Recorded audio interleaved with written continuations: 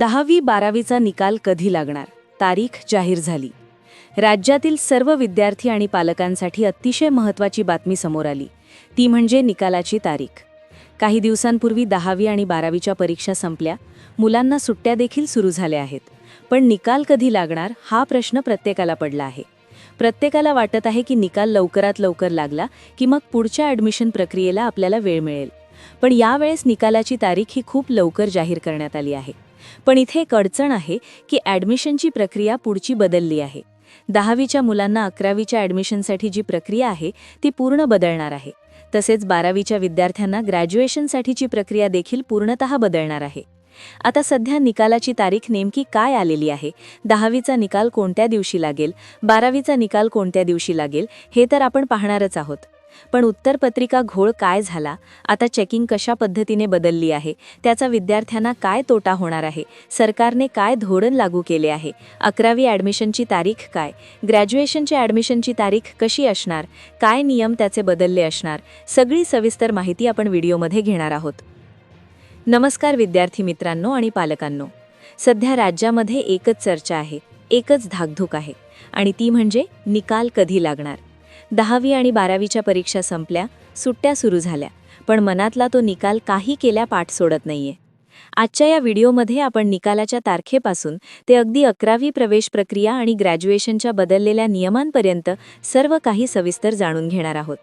पण तत्पूर्वी जर तुम्ही चॅनलवर नवीन असाल तर आत्ताच सबस्क्राईब करा आणि बेल आयकॉन प्रेस करा, कारण निकालाच्या दिवसापासून ते ॲडमिशन मिळेपर्यंत प्रत्येक पावलावर आम्ही तुम्हाला मदत करणार आहोत. मित्रांनो, यावर्षी 10वीच्या परीक्षा 10 फेब्रुवारीपासून तर 12वीच्या 20 फेब्रुवारीपासून सुरू झाल्या. 18 मार्चला 10वीचा शेवटचा पेपर झाला आणि विद्यार्थ्यांनी सुटकेचा निश्वास सोडला. सर्व काही सुरळीत चाललं होतं. बोर्डाचे अधिकारी छातीठोकपणे सांगत होते की यंदा आम्ही निकाल रेकॉर्ड ब्रेक वेळेत लावू. जवळपास 15 ते 20% पेपर तपासून पूर्ण झाले होते. शिक्षकांचे ताफेच्या ताफे उत्तरपत्रिका तपासणीसाठी राबत होते. पण अचानक एक अशी बातमी आली ज्याने पालकांच्या काळजाचा ठोका चुकला. एका बाजूला विद्यार्थी सुट्ट्यांचा आनंद घेत होते आणि दुसऱ्या बाजूला निकालाच्या तारखेची अधिकृत घोषणा होणार होती. पण त्याच वेळी शिक्षण क्षेत्राला काळीमा फासणारी एक घटना उघडकीस आली. ही घटना ऐकल्यानंतर तुमच्या तळपायाची आग मस्तकात गेल्याशिवाय राहणार नाही. आता नीट लक्ष देऊन ऐका. महाराष्ट्रातील एका नामांकित जिल्ह्यामध्ये एका माध्यमिक शाळेत पेपर चेकिंगचं केंद्र होतं. नियमानुसार तिथे फक्त अधिकृत शिक्षक आणि मॉडरेटर्सनाच प्रवेश असतो. मोबाईल फोन नेण्यास सक्त मनाई असते. पण त्या दिवशी काहीतरी वेगळंच घडत होतं. काही स्थानिक जागरूक नागरिकांना संशय आला की शाळेच्या स्टाफ रूममध्ये काहीतरी गडबड सुरू आहे.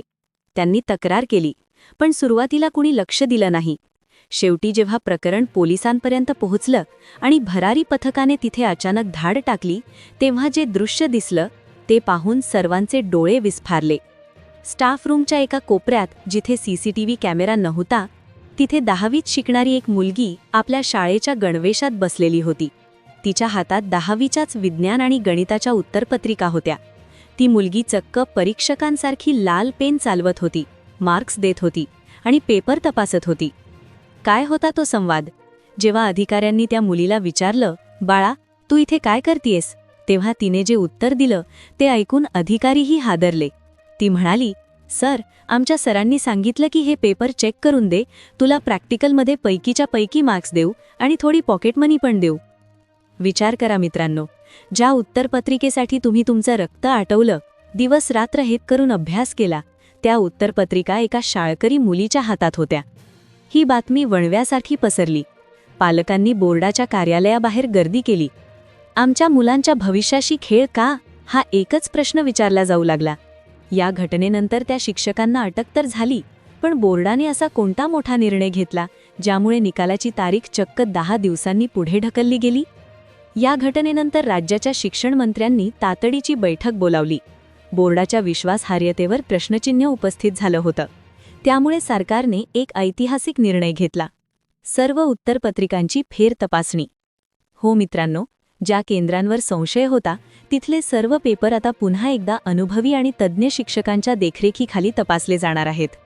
आता बोर्डाने प्रत्येक उत्तरपत्रिकेचं स्कॅनिंग केलं जात आहे. या प्रक्रियेमुळे साहजिकच निकालाचा जो वेग होता तो मंदावला आहे. आता वळूयात तुमच्या पुढच्या प्रवासाकडे. 10वीचा निकाल लागला की तुमचं पहिलं लक्ष असतं 11वी ॲडमिशनकडे. पण यावर्षी ही प्रक्रिया साधी सोपी नाहीये. 1.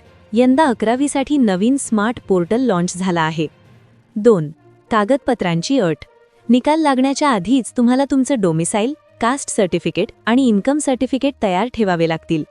3. Cap round. यावर्षी 4 ऐवजी 5 राऊंड्स होण्याची शक्यता आहे, कारण निकालाला उशीर झाल्यामुळे ॲडमिशन प्रोसेस जूनच्या शेवटपर्यंत खेचली जाऊ शकते. नुसती निकालाची तारीख बघू नका, तर 11वीला सायन्स, कॉमर्स की आर्ट्स घ्यायचे याची तयारी आत्ताच सुरू करा, कारण निकाल लागल्यावर तुम्हाला विचार करायला वेळ मिळणार नाही. 12वीच्या विद्यार्थ्यांसाठी एक मोठी बातमी आहे.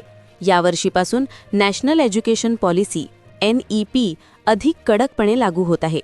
आता तुमची पदवी, ग्रॅज्युएशन ही 3 वर्षांची न राहता 4 वर्षांची होणार आहे. तसेच ज्यांना BA, BCom किंवा BSc करायचे आहे त्यांच्यासाठी विद्यापीठाने एक वेगळी तारीख जाहीर केली आहे. बोर्डाचा निकाल लागण्यापूर्वीच तुम्हाला विद्यापीठाच्या पोर्टलवर प्री रजिस्ट्रेशन करणे अनिवार्य आहे. जर तुम्ही हे केलं नाही तर तुमचा निकाल कितीही चांगला लागला तरी तुम्हाला प्रवेश मिळणार नाही. आता सर्वात महत्त्वाचा प्रश्न, ऑनलाईन निकाल कधी आणि शाळेत मिळणारी ओरिजिनल मार्कशीट कधी? तारीख आता तुमच्या समोर येणार आहे. मित्रांनो, या सर्व गोंधळामुळे आणि पेपर चेकिंगच्या घोटाळ्यामुळे बोर्डाने आता एक सुधारित वेळापत्रक तयार केलं आहे. विश्वासार्ह सूत्रांकडून मिळालेल्या माहितीनुसार तारखा खालीलप्रमाणे आहेत. 12वीचा निकाल. आधी हा निकाल 5 मेला लागणार होता, पण आता तो 14 मे ते 18 मे 2026च्या दरम्यान ऑनलाईन पोर्टलवर जाहीर केला जाईल. दुपारी 1 वाजता तुम्ही तुमचा रिझल्ट पाहू शकाल. 10वीचा निकाल. 10वीच्या पेपर तपासणीत जास्त घोळ आढळल्यामुळे हा निकाल बराच लांबणीवर गेला आहे. आता 10वीचा निकाल 25 मे ते 30 मे 2026च्या दरम्यान लागण्याची शक्यता आहे. ओरिजिनल मार्कशीट, ज्याला आपण पक्का रिझल्ट म्हणतो, जो ॲडमिशनसाठी सर्वात महत्त्वाचा असतो, तो तुम्हाला तुमच्या शाळेत किंवा कनिष्ठ महाविद्यालयात 10 जून ते 15 जून 2026च्या दरम्यान मिळेल. आता तुम्ही हे ऐकलं, ते ऐकून खरंच धक्का बसतो. पण आपण रात्रंदिवस अभ्यास करतो, डोळ्यात तेल घालून आपण पेपर लिहितो आणि तिथे कुणीतरी असा खेळ मांडतं. मला माहिती आहे तुमच्या मनात भीती आली असेल, माझ्या पेपरचं काय झालं असेल, माझे मार्क्स कमी तर होणार नाहीत ना. पण घाबरू नका. हा व्हिडिओ बनवण्यामागचा उद्देश तुम्हाला घाबरवणार नाही तर सावध करणं आहे. कमेंट्समध्ये मला सांगा की तुम्हाला काय वाटतं, अशा शिक्षकांवर कारवाई करायला हवी. तुमच्या कमेंट्समुळे हा विषय प्रशासनापर्यंत पोहोचायला मदत होईल. आता निकाल 10 ते 15 दिवस पुढे गेला. मग यावेळी काय करायचं? हातपाय काढून बसू नका. पहिली स्टेप, तुमची कागदपत्र गोळा करा. 11वी प्रवेशासाठी लागणारे LC म्हणजे लिव्हिंग सर्टिफिकेट, कास्ट सर्टिफिकेट आणि महत्त्वाचं म्हणजे उत्पन्नाचा दाखला काढून ठेवा.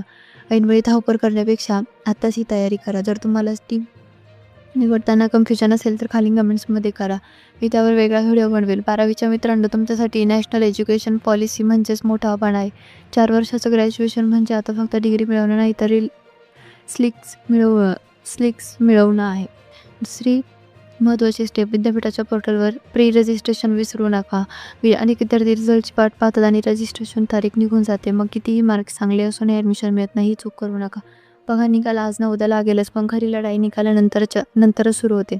कॉलेज निवडणं, फॉर्म भरणं आणि योग्य करिअर निवडणं. आम्ही या पुढे प्रवासात तुमच्यासोबत आहोत. तर तुम्हाला वाटत असेल की आम्ही दिलेली माहिती खरी आणि महत्त्वाची आहे तर व्हिडिओला लाईक करा आणि आपल्या मित्रांना शेअर करा, जेणेकरून त्यांनाही या पेपरच्या खुळची सत्यता कळेल. चॅनेलला सबस्क्राईब केलं नसेल तर आत्ताच करा, कारण पुढच्या व्हिडिओ ॲडमिशनसाठी फॉर्म करायचा असेल यावर असणार आहे. भेटूया पुढच्या व्हिडिओमध्ये. तोपर्यंत स्वतःची काळजी घ्या. जय हिंद, जय महाराष्ट्र.